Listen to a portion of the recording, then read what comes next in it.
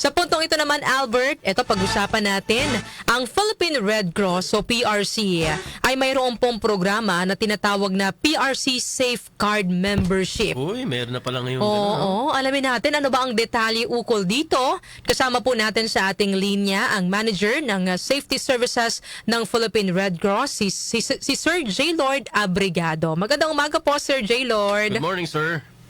Magandang umaga, Ms. Darlene and Sir Albert, no? At magandang umaga po sa lahat ng ating tagapakinig.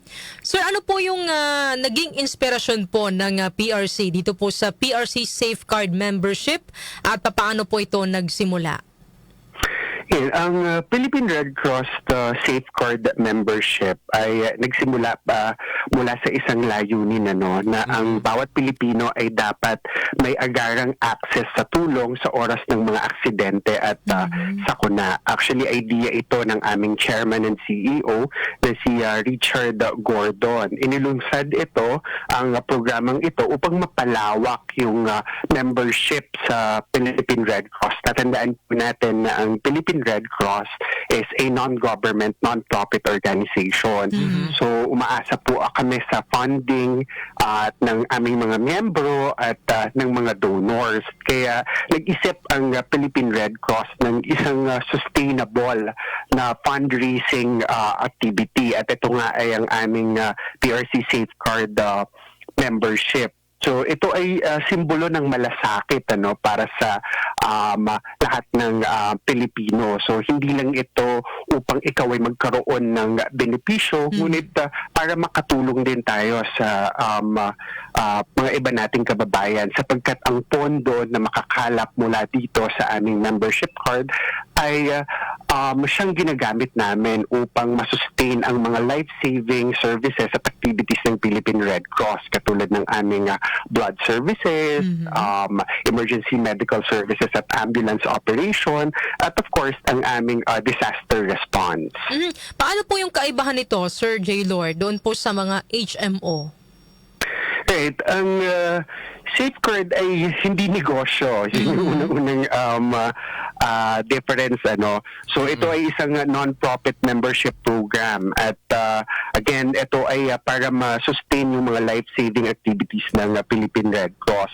Ang membership card na ito, yan, bilang benepisyo sa mga magme-members, yan, ay kaagapay ito na mga kaunting serbisyo katulad ng accident coverage, hospital allowance, ambulance services kapag na-aksidente, at of course, 1 unit of blood due to accident also. Samantalang ang HMO naman is a profit health card system.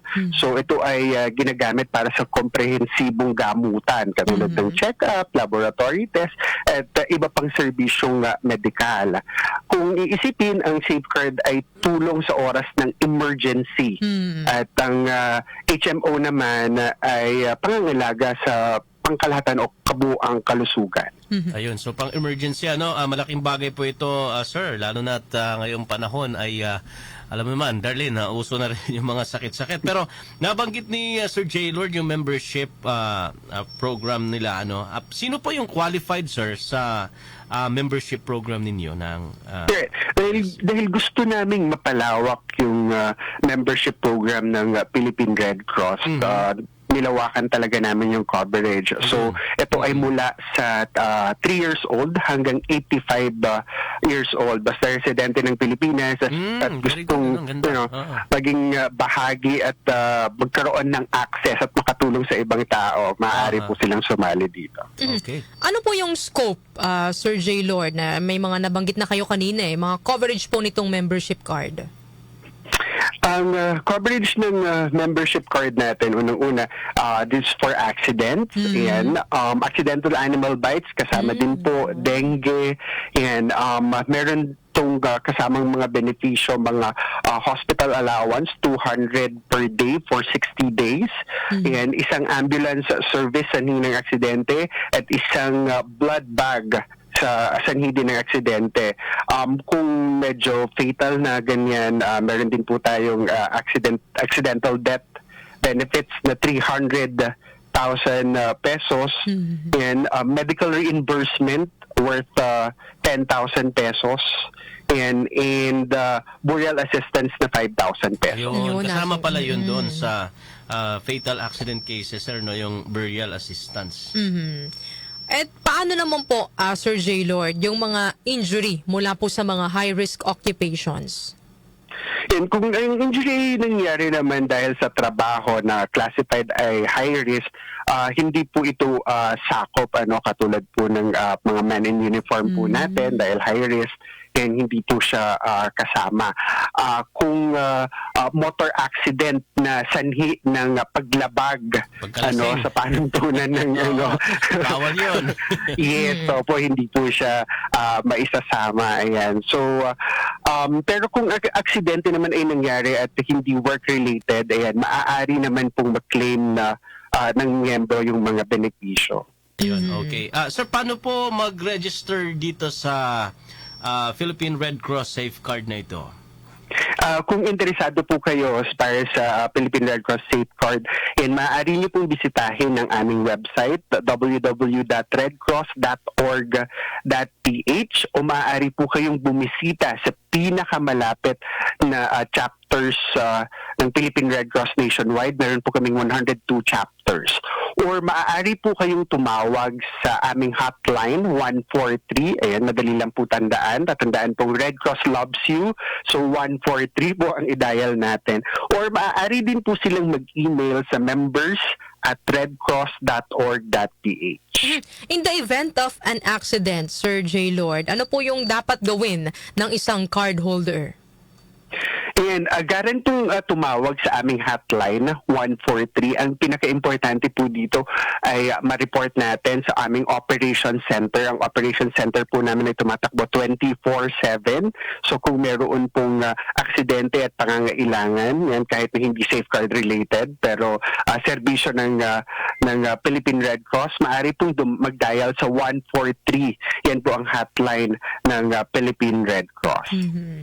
Sir, yung yung card na PRC member, itong health Safeguard membership. Safeguard membership, ilang taon po ito, sir, na card?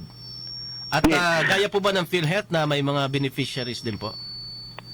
Ang safeguard po natin ay valid for 1 year. 1 At year. ito po ay non-transferable. Ayun. Opo, so non-transferable po siya. At sinusunod po nito ang legal beneficiary hierarchy. Ano po? So, yun. So, yung legal beneficiary nyo po ang pwedeng mag-claim kung sakaling fatal talaga yung nangyari po sa inyo. Cardholder. Yes po. Opo.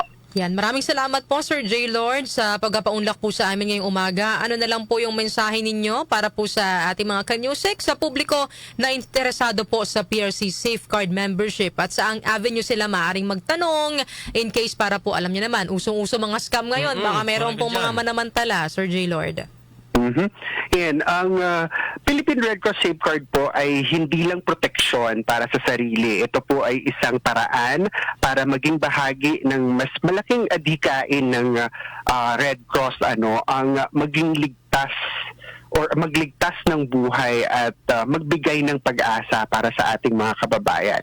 Inaanyayahan po namin ang lahat na maging miyembro ng Philippine Red Cross dahil sa Red Cross, bawat isa ay maaaring maging handa at bawat isa ay maaaring tumulong sa ating mga kababayan. Lalong-lalo na po ngayon na meron tayong emergency energy crisis. So, importante po ang kahandaan para po sa lahat ng interesadong maging miyembro ng aming Safeguard membership program. Yan, again, maaari po kayong pumunta sa pinakamalapit na Red Cross chapter sa inyong lugar o tumawag po sa aming hotline Red Cross 143. Maraming salamat po, Sir J. Lord, sa pagbibigay po sa amin ng oras ngayong umaga na ito. Thank you po, Thank sir. you, Ms. Darlene. Thank you, Sir Albert. Salamat po.